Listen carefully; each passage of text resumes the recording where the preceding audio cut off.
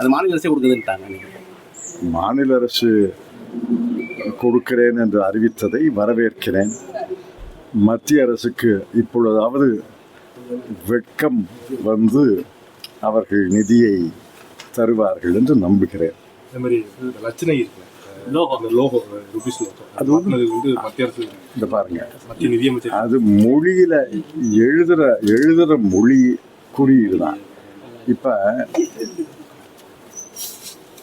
இங்கிலீஷில் எழுதும்போது, ஆங்கிலத்தில் எழுதும்போது ஆர்எஸ் தான் போடுறோம். பல ஆவணங்களில் ஆர்எஸ் தான் போடுறோம்.